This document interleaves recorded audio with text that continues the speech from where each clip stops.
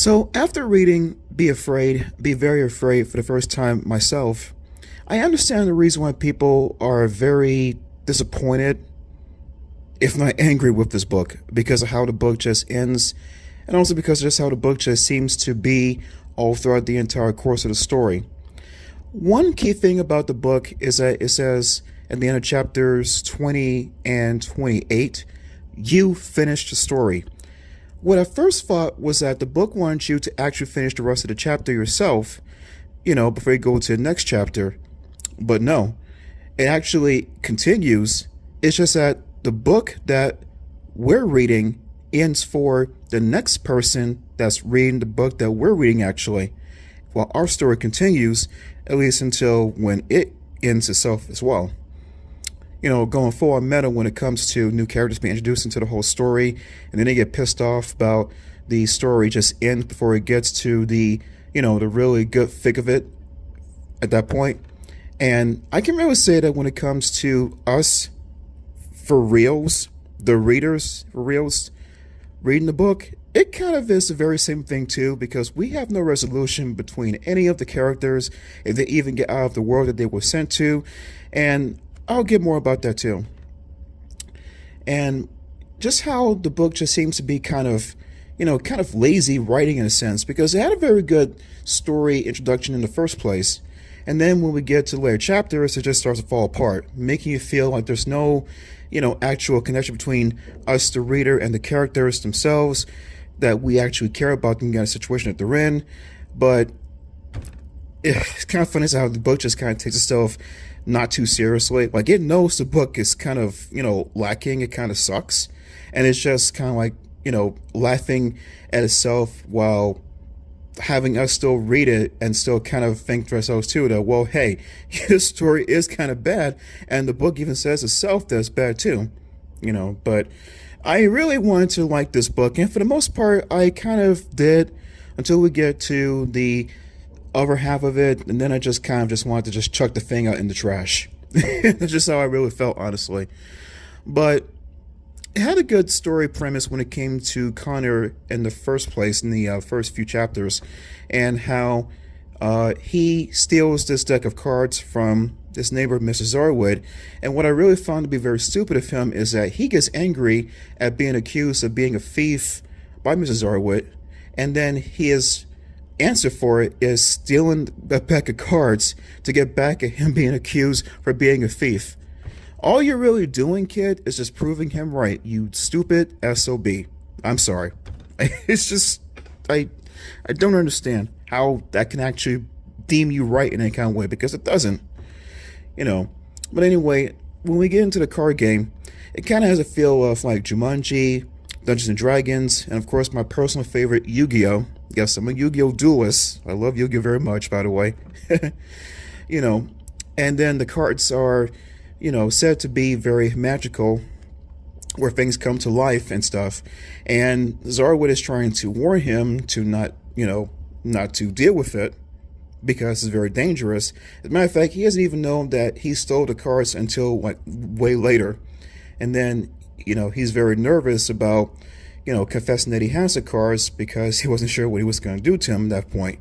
But if he did have them, just don't play the card game, because the cards are very dangerous, and doesn't heed the warnings of him, and just goes ahead and plays the card game anyway, even when he sees all the destruction and damage that he and his friends, Emily and Kyle, created while playing the card game. And, just one of those things where you just don't really think too much about something until something actually happens, and then when you see something happen, then you realize, okay, well, maybe we should stop playing the game, and just do the right thing and just stop playing it. And I guess do the right thing too and return the card game back to someone that could be a very dangerous wizard. And I think the first thing would have been, if they're trying to return the cards back to him, would have been to actually leave them on the front stoop of his house, not personally go to him, or actually break into his house, no less, too, to return the cards back to him that way. Because if he really is a powerful wizard, which, spoiler alert, he is, he could actually do something very sinister to you guys, and sure enough, he did. Now, when they get sent to the card game by Mr. Zorowitz Magic, I thought that was kind of great, in a sense. I really thought that was great, in my opinion. And then, I think that was kind of meant to just have them sent there permanently as a punishment for doing something that they shouldn't be doing in the first place. And of course, for Connor lying about him stealing the cards when he knew that he had. And the whole thing with them being sent to the card game and stuff, and then they just have to find a way to survive, basically, through all the creatures and stuff that they were playing with when they were back in reality. And now things are not so fun anymore. Now you're actually in this world that you have to to fend off against these different things. It's very scary, very scary. And one part about the book was when we get to chapter 20, when the kids are they're trying to get away from the Geckos, and then they have the fire-breathing dragons, and then Mass Knights on their backs too, when they start to pretty much eradicate all the Geckos in that little town that they're in. And then they get caught by these corn stalks, they're called Stelks. It says, "You finish the story." I really wanted to write the rest of the chapter because, like I said before, when I first thought was it wanted me to finish writing, come up with my own imagination about what I wanted to make up for the rest of that chapter, because of course I guess probably Stein or whoever wrote this book didn't have the time, or I guess he wanted to write the rest of what happens at that point. So I guess he kind of wanted us, the reader, to make up our own ending for the chapter before we go into the next chapter, because I was already getting ready to write something to get them out of that mess they were in. But then we go to another character, and then we have the same thing with the card game too that they happen to have. But the thing is that they, rather Mark actually, that's the next person that we meet in chapter 21.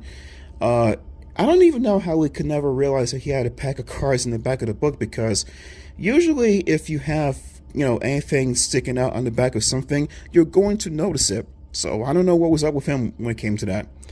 But what I really didn't like about this next group of characters, or next duo of characters actually, is that they don't really do anything to get sent to the card game by punishment. They just kind of just get whisked away by just Amy turning over a card, and all of a sudden everything just turns black. And then all of a sudden, poof, they're right in the world of Be Afraid. No consequence. They don't do anything to be sent there. They just happen to be just warped there just because. So I thought that was kind of mean, in a sense. But now we have, this whole thing where it's kind of like a book within a book within a book, because then the ending kind of spells that.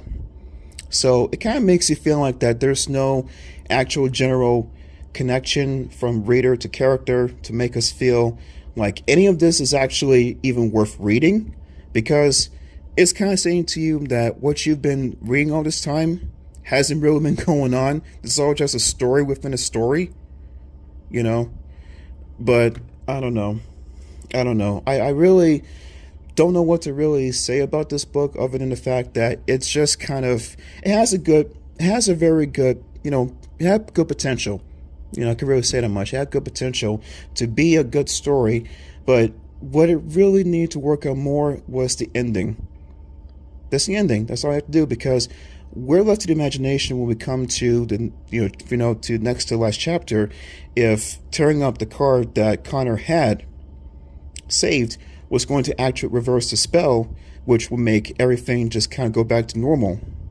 I mean, we would probably just assume that it probably did, because it says that everything just kind of just went black around him as he was trying to grab for the card and he fell. Or rather, I think that was Mark that was trying to grab the card and he tore the card up and stuff. So we're just kind of left to the imagination that maybe by doing that may have actually reversed everything, but we don't know, But since everything seems to be not from a real standpoint as far as the book is concerned, I guess who cares? I guess who really cares? Because if the book is not going to take it seriously, then why the hell should we when it comes to it? But anyway, guys, that's been the review for Be Afraid, Be Very Afraid. Overall, I really wanted to enjoy this book, and it has a good premise at first. The real good potential to be at least a decent Goosebumps book, but then the ending just kind of just takes it and just throws it down the freaking trash. Like, it doesn't have anything to offer afterwards. It's supposed to teach you the lesson about stealing is wrong, and it kind of just doesn't matter when we get to the next two kids, and they just get sent away into the card game for real with no consequence at all, in my opinion. And that's pretty much it. So I guess, so I guess with that, guys, it's been my personal review and closing thoughts for Be Afraid, Be Very Afraid. But I did enjoy reading the book to you guys. I hope that you enjoyed me reading it to you too. Until then, guys, this is John B. here. Take care. And I'll see you really soon, and be ready for the next Goosebumps read in the future. Take care, peeps. One last thing, guys. If something is supposed to be dangerous, why is the damn thing up for sale in the first place? I don't understand it. Because even Cal said to Connor and Emily that if the cars were very dangerous, why was Arwood selling them at the garage sale in the first place?